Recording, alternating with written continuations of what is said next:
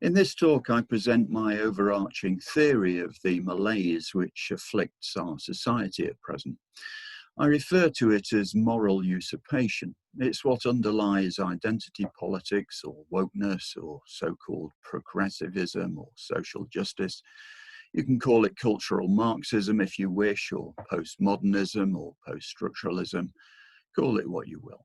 Here I describe my theory of what lies behind its capturing of our society. In a following video, I will explain why this socio-political movement must inevitably result in societal disintegration. There I will present an historical analogue of our present situation. I will also, in that following video, suggest an antidote to this madness. Here I confine myself to expounding the theory itself and give only a hint of what is needed to defeat it. Be in no doubt its defeat will not be easy. You do not need to be the most acute social observer to have noticed that our society has become severely divided. Nor is this divide along the traditional lines that prevailed before, say before the mid-20th century. The traditional political division had the working class on one side and the middle and upper classes on the other. The battleground was workers' rights, exemplified by trades unions, and their opposition, the managers and the interests of business and property. The start of the move away from this dominant political divide was Thatcher's defeat of the miners in 1984.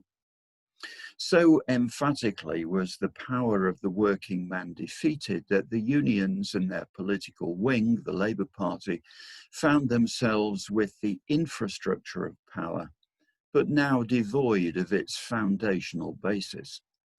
They spent the rest of the 80s and 90s regrouping around a different source of moral legitimacy: equalities.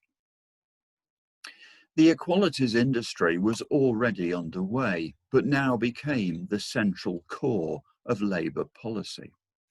Feminism, the race issue and hence multiculturalism, and later gay rights, and most recently the trans project. This is why Labour is no longer the party of the working class, but the party of the middle class, so-called progressive. It took the working class a little while to realise this, but it became clear they had done so in the Brexit referendum and emphatically in the 2019 general election.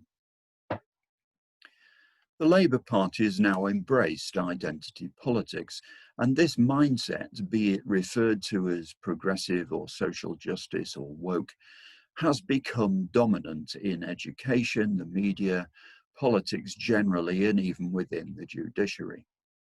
Increasingly, much of the general public, especially the middle classes, are contaminated by it, infected via schools, universities, and the media.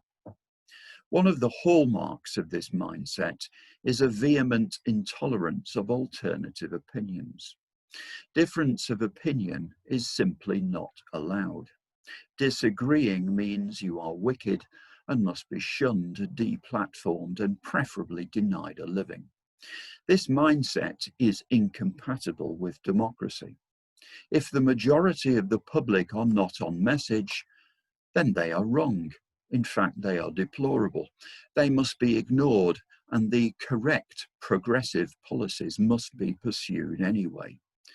The people who know best are, after all, the people who know best, and that's not you.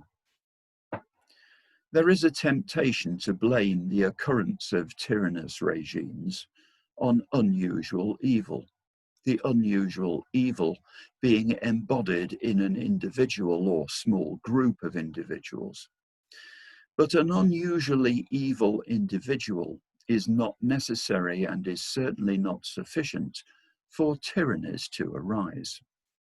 In a democracy, it is also required that the regime is empowered by a substantial level of popular support, at least in the early days before fear takes over as the controlling mechanism. This popular support is not the result of great evil of heart becoming widespread, but results from mundane and universal character flaws. The tragedy is that these humdrum psychological predispositions can be inveigled to bolster wickedness. This may proceed from ignorance, but such ignorance may be more willful than blameless. The process seems always to be the same. An out-group is distinguished from the in-group. The out-group is blamed for all the ills of society. The appeal to the in-group is based on two factors: flattery and resentment. These are the mundane character flaws in question. The in-group are flattered by being told they are superior to the out-group. Their resentment is generated by being told that they are being, and have always been, badly used by the out-group. The out-group is said to enjoy greater wealth and power at the in-group's expense, and perhaps also to abuse them in other ways. For the process to work, it's not necessary that the flattery and resentment are factually well-founded. It is only necessary that the in-group believe it. What the out-group believes is of no consequence. It never seems as clear as that when the process is in play. The superficial details differ enough to disguise each new instance of the phenomenon. The driving resentment is presented as a moral crusade, and hence laudable, not a character flaw. And the associated flattery is hard for the in-groups to resist. What's not to like when you are encouraged to bask in a warm glow of superiority, whilst being told that you are owed benefits due to other people's past misdemeanors? It's so much more attractive than being told you are a sinner and that you are owed no more than you owe others. Identity politics is actually another name for institutionalized prejudice. To embrace it, therefore, necessitates a warping of true ethical principles. A valid morality and its attendant personal virtues would drive out rather than promote such prejudice. But in the woke mindset, morality is made the servant of prejudice. To create this false morality, it is the prejudice that comes first, and its origin lies in the darker aspects of the human psyche, which lurk in all of us. In this talk, I describe the elements of the moral usurpation process which creates this false morality, and why it is attractive to its adherents, and especially to the elites, and hence has become a dominant political force. But first, why does morality exist at all, and what function does it serve? Why are human societies mostly harmonious and cooperative? In sufficiently large societies, most people are unrelated or only very distantly related, so genetic kinship factors can be discounted. Game theoretical considerations go some way to an explanation, simulations giving rise to tit-for-tat behaviours, so long as cooperation is rewarded by mutual benefit, as it generally is. But such schemas will easily flounder if freeloaders are allowed to flourish unrestricted. Such uncooperative, that is, antisocial behaviour must be suppressed sufficiently robustly. Criminal sanctions are part of the answer, but are appropriate only for serious breaches of good behaviour, for which it is worthwhile invoking the time-consuming and costly process of judicial proceedings and perhaps incarceration. A truly harmonious society cannot be brought about by criminal sanctions alone, because cooperation is needed in the myriad of everyday dealings with other people. Cooperation is promoted by a friendly atmosphere, not by the threat of litigation. The ability of humans to form very large, harmonious, cooperative societies depends, I argue, upon an innate human proclivity, a psychological trait, to conform to agreed but partly arbitrary rules of social behaviour. This I call the adopted social morality. It is policed by social disapprobation, which may be mild or more serious, culminating in mass outrage if necessary.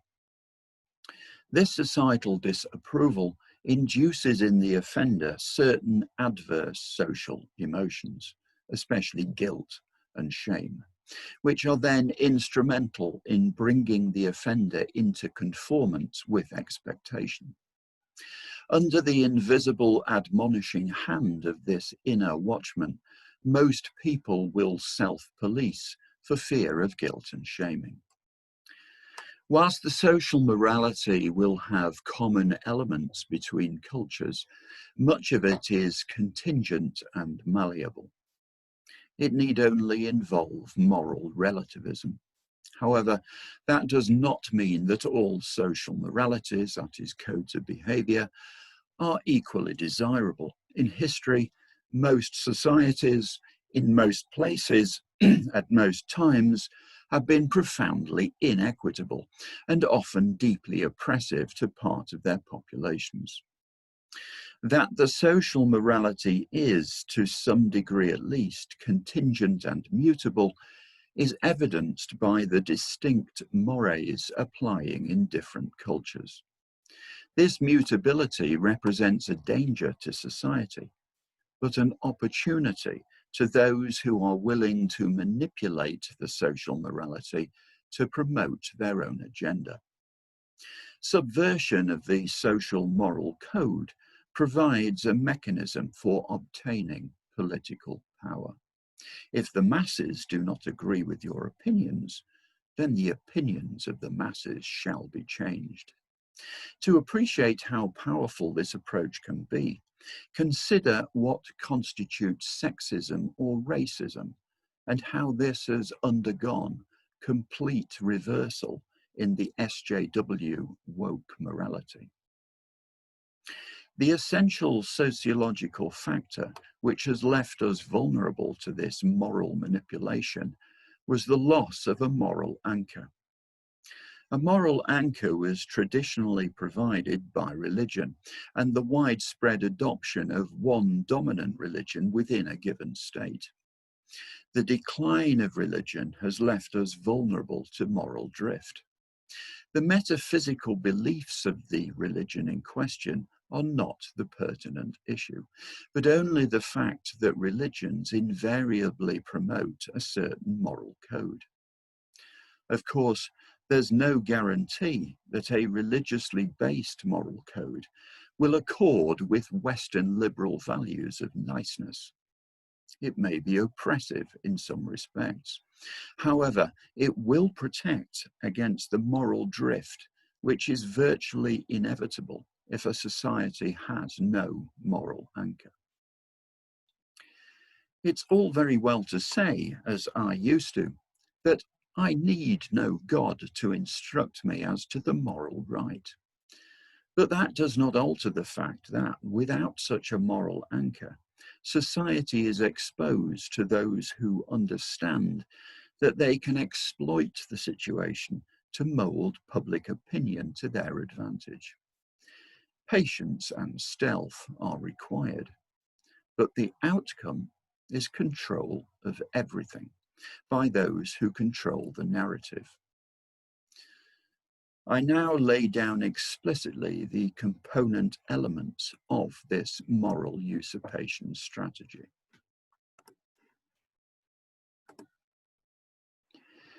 Moral usurpation consists of four main parts: moral vampirism, moral infantilism, the creation of zealots, and the appeal to the elites. I'll take these in turn. First element, moral vampirism.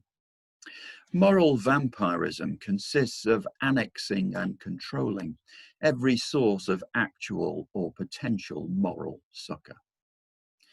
If the issue can be spun to align with your covert objectives, so much the better, but this is not essential. Moral vampirism provides three great benefits to your movement, quite independent of any direct progression of your agenda. Your movement or party, group or brand acquires an aura of moral probity. Second, critics of your party or group or movement are presented as opposed to this moral stance and hence reprehensible. And thirdly, by annexing all sources of moral succor, the opposition is denied any moral legitimacy at all. The aim is to occupy every peak in the moral landscape, leaving your opponents to wallow in ostensible turpitude. Second element, moral infantilism. Moral infantilism is the means by which sources of apparent moral probity can be spun so as to progress covert aims. The key elements are promoting only one side of an issue, encouraging extreme simplicity, all complexity, nuance, context and balance is ignored. Everything is 100% good or 100% bad. Disagreement is conflated deliberately with evil intent and extends even to the slightest departure from ideological purity. If you do not 100% agree, then you are 100% wicked. As a result of the above, division is created. There are good people and bad people, no in between. And recall that division into such in-groups and out-groups is always a feature of these totalist mindsets. One of the great attractions of this mental orientation is that it lowers cognitive load. It makes life easy. Under moral infantilism, there are no moral dilemmas. All moral issues are immediately clear. These behavioral characteristics of moral infantilism are implemented by controlling sources of information, especially the media, academia, and education, and by vilification of any individual attempting to present another perspective, even if part of a genuinely balanced picture. Information is controlled by omission, distortion, and untruth. Omission is the most powerful weapon and to be preferred. What is said is accurate, but half the truth is a whole lie, and a type of lie which is difficult to detect. Outright untruth is the weakest tactic, though it becomes more common as complacency sets in. It's safest to deploy untruth in the context of historical conditions, about which wildly inaccurate mythologies are common. These go unchallenged due to widespread ignorance of history. Distortion is also a powerful method. It may be achieved by clever presentation of statistics, there are many tricks available, or by exaggerating statistics. All these methods are used as routine. Dissenting voices are discouraged by subjecting those who make the attempt to severe ad hominem attacks. Addressing counter-arguments is avoided, and this is deliberate and very important as a part of the strategy. To address counter-arguments would be to admit that an alternative view is, in principle, possible. That is never entertained. The tactic with dissent is to discourage it by making dissent personally discomforting, if necessary by destroying the person's life with accusations. Outspoken individuals are being cancelled all the time. This is a key part of the MO of moral infantilism. Its purpose is simply to prevent any alternative perspectives being heard or any factual evidence that might undermine the infantilized position becoming generally known. Moral infantilism may be interpreted as a mechanism for implementing Marcuse's repressive tolerance. Tolerate only one view, be completely intolerant of all else. But it is a particularly virulent form of this tactic because it makes the infantilized perspective appear to be morally compelled. Because there is no engagement in argument, logical consistency is unnecessary. A member of an in-group may be presented as a victim lacking in agency in one situation, but as strong and capable as anyone else in another situation. Infantilism absolves one from the burden of rational coherence.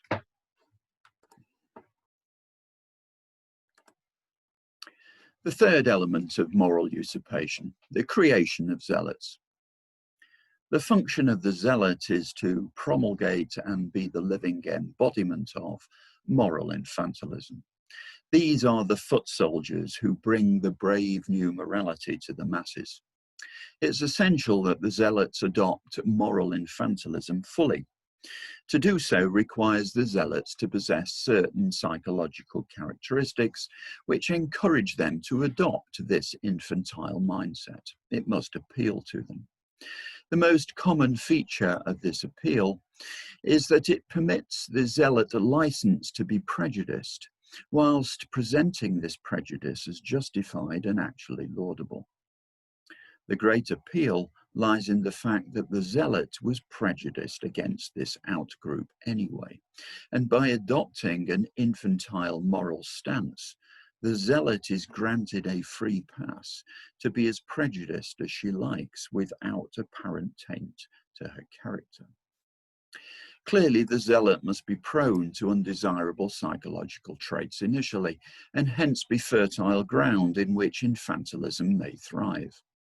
An accompanying video on the psychology of feminism describes in detail the pathological psychology which promotes the feminist version of infantilism. Because moral infantilism recognizes only one side of an issue and is invariably based on in-groups and out-groups, the moral usurpation strategy is intrinsically prejudiced, despite presenting itself as moral. Hence, social justice under this program is actually social prejudice. The anti-racist stance is actually racist, the anti-sexist stance is actually sexist, and equality no longer means treating people equally. All these inversions are related to the enforcing of preferencing. Thus, to be an anti-racist requires that you actively approve and promote preferencing of non-white people. If you are so antediluvian as to treat everyone the same, then you are a racist, sexist, homophobe, and bigot. Under moral infantilism, it is claimed that women cannot be sexist because, these zealots suppose, women will always be happy preferencing women. Not true, of course, but the realization of that lies beyond the grasp of the infantilized.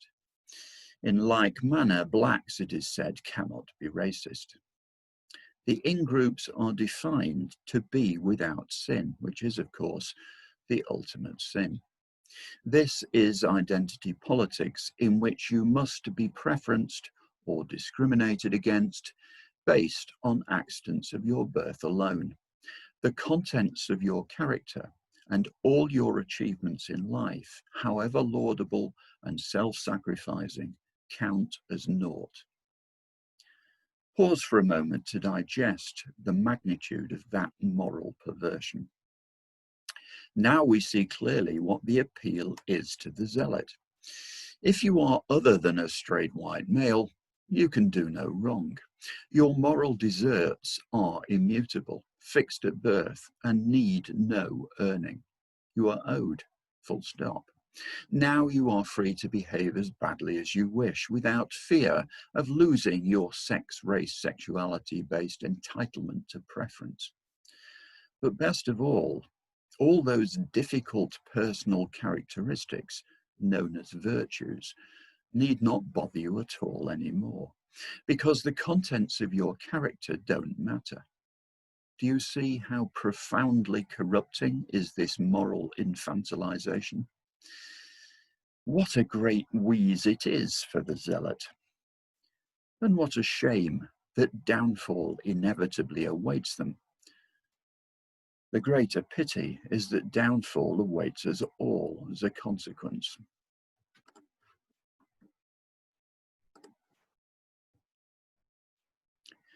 The fourth and final element of moral usurpation is the appeal to the elites. The great strength of moral usurpation is that it appeals to the elites, the privileged, the established, the influential, the powerful. Why? Because espousing its ostensible moral precepts provides atonement for their privileged status. Indeed, it can eliminate the associated guilt entirely and even replace it with a conviction of victimhood.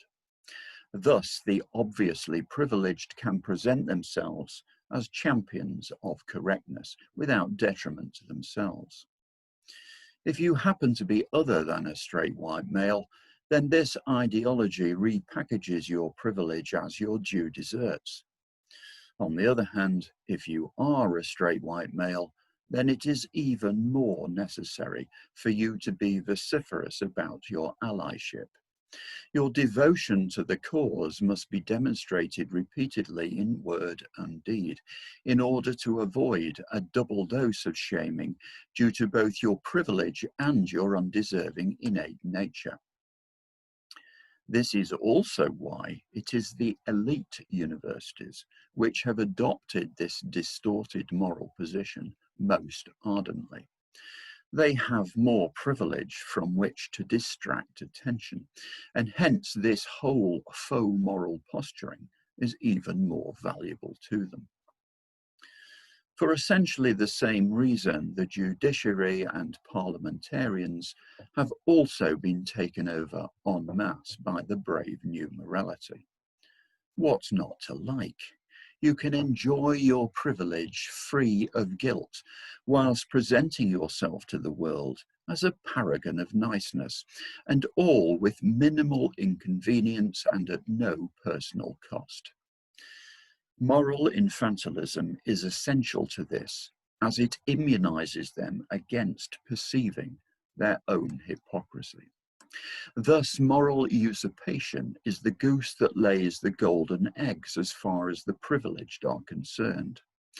It allows well-heeled feminist professors to occupy the moral high ground of victimhood, whilst decrying the privilege and toxic masculinity of homeless men. This is such a bounteous arrangement that it is no wonder that its adherents react with such venom to silence those who would point out that it's all a fraud. That the system of moral usurpation acts most strongly on the influential is a massive boost to the process and accounts for this fraudulent morality becoming the obligatory establishment position so quickly. It is important to understand that the strategy of moral usurpation cannot be defeated by mere presentation of countervailing evidence. The moral usurpation strategy is stabilized against rational attack because it insulates both the zealot and the comfortably compliant establishment type against any counter-narrative. One may observe that they are ignorant of important facts, which, if known to them, would surely change their minds. But there are none so deaf as those who will not hear. The false portrayal of many key issues which emanates from academia is maintained because the story they tell is the story the elites wish to hear. No arguments, in whatever form they may be presented, will ever dissuade those who have adopted moral usurpation out of self-interest and built their reputations upon it.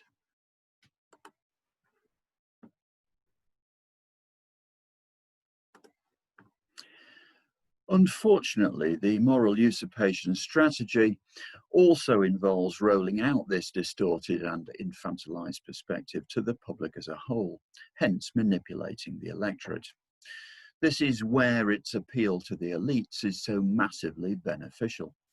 Its adherents naturally populate centers of influence: the media, education, academia, politics, the judiciary, and the entertainment industry and art world.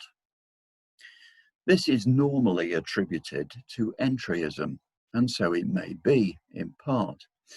But the moral approach, suitably corrupted, appeals to these very people because of the opportunity it presents to expiate their privileged guilt at no cost. Once these people are infected by the desired moral reprogramming, they are ideally placed to roll out the contagion to the public. The public too will be susceptible to the lure of an apparently morally based case and will be disinclined to do the legwork needed to see through the infantilism. This is the great power of the morally based approach. By conforming to the predigested moral script presented to him, Joe Public can feel like a thoroughly nice person without it costing him anything. On the other hand, dissent brings immediate social disapprobation and worse. The power of shaming and guilt to mold people's behavior should not be underestimated. For this package of moral usurpation to function, there does have to be a credible moral core, at least a grain of truth to it, so long as one totally ignores the bigger picture. The falsity of the infantilized view can only be exposed by close examination of details and context and the seeking of balance. This asymmetry, the unbearable asymmetry of bullshit, actually helps cement the usurpation strategy. Many have noted that whilst a zealot need only repeat a few well-worn sound bites, to refute them requires a 40-minute lecture. Infantilism is so much simpler than addressing an issue honestly. It's so much easier to refuse to recognize any dilemma, any context, any nuance, any counter-argument. A few examples will put some meat on these theoretical bones. Vorg, violence against women and girls. No one is in favour of violence against women and girls, but violence against women and girls does happen. Therefore, Vorg has the required core of moral validity. But the perception of moral validity hides its true purpose. It promotes prejudice, deliberately obscuring violence against men and boys. It is driven not so much by concern for women, but by misandry and a prejudice against males, which is older than identity politics. So the darker aspects of female feminist psychology can be sated whilst also reaping other benefits. Vorg is a cash cow for the feminist political movement and is also a powerful lever for advantaging women in the family courts and in the criminal courts.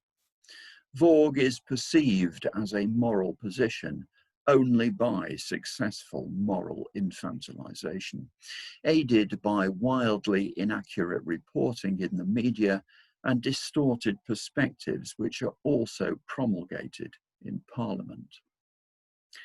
A factual examination of all aspects of the associated issues reveals many major moral issues which are ignored entirely under the Vaughan perspective, not least that a comparable number of men are victimized by domestic abuse, and of course substantially more men and boys suffer violence outside the home. There is a grossly different perception of violent or sexual offences committed by men upon women compared with vice versa. And there is an enormous disparity in their treatment in the criminal justice system. Thus, the infantilized morality drives prejudice and injustice. It's no true morality at all.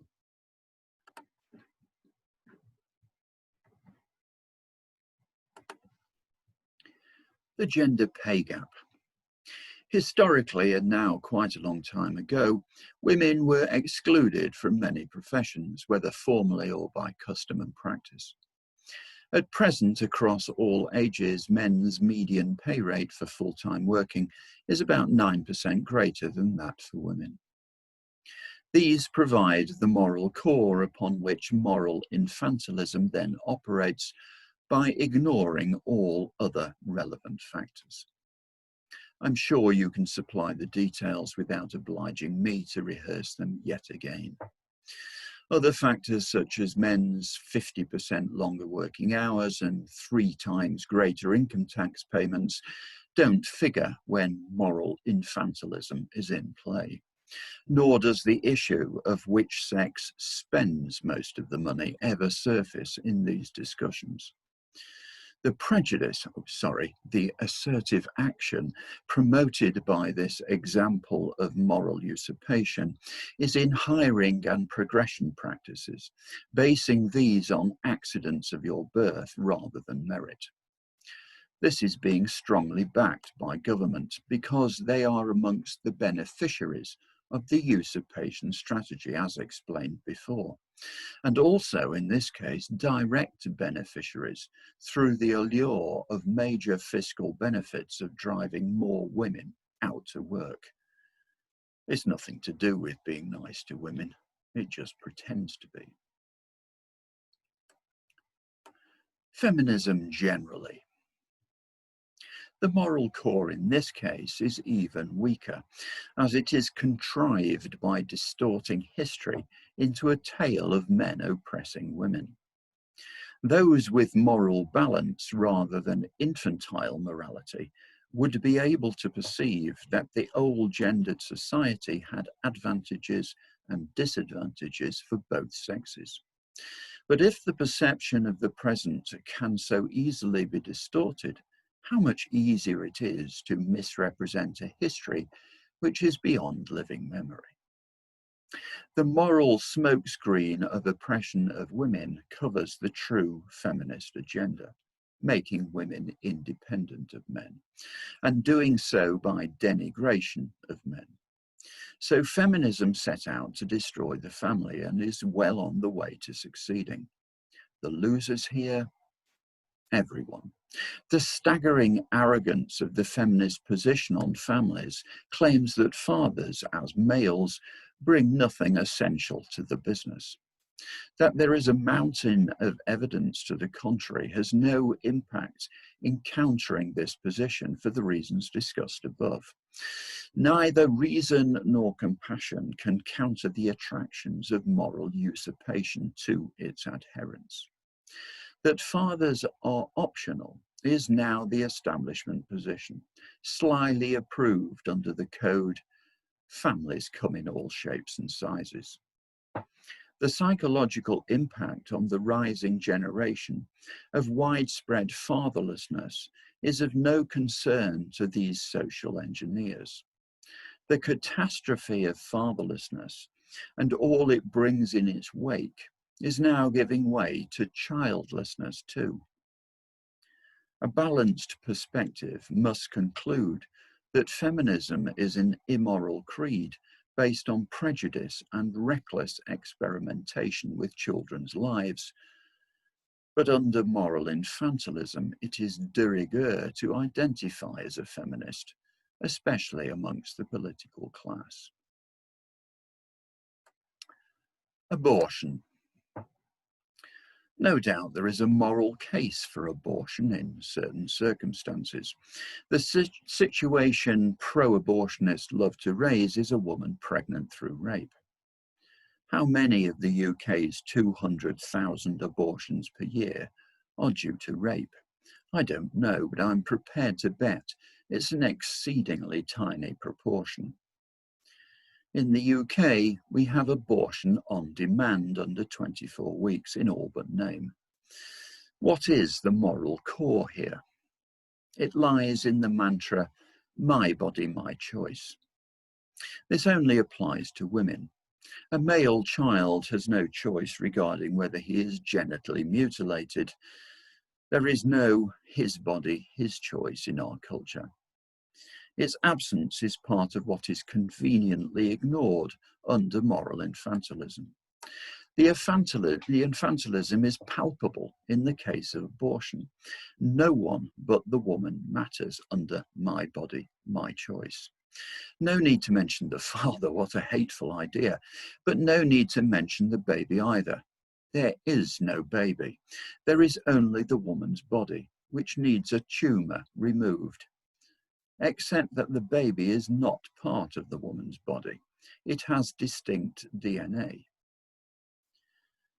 My own view on abortion hardened when I realised that the pro-abortion lobby was moving towards abortion without time limit. This makes the moral position stark. There is no functional difference between a newborn baby and a baby still in the womb, but just a few days or weeks from full term. The only difference is their location in space. Abortion at this point is morally identical to the murder of a newborn. Unfortunately, we already have a precedent for the offence of a mother killing a baby under 1 year old. Infanticide is virtually never prosecuted in the UK now, and the 1 or 2 cases of convictions for infanticide annually invariably arise from more serious initial charges and never result in a custodial sentence. Mothers killing babies has already been effectively decriminalised, so abortion without time limit will be the next step. This is the result of the particular moral infantilism, which views women's wishes as more important than a child's welfare, even to the extent that women are free to kill children. This is where moral infantilism leads us. Its proponents can only defend it by screeching the opposition to silence, because there is no other defense. Diversity. The moral core of the diversity agenda is the universal sense of fairness. No one should be disadvantaged on the basis of their sex, race, religion, or sexuality. The morally infantile interpret this as justification for forcing arithmetical equivalence between the general public and the proportions of identity groups in all jobs, except that it isn't applied to all jobs or all people. There are no quotas for straight white males. There are no quotas for men in teaching. And there are only quotas in favour of women, LGBT and BAME in desirable occupations.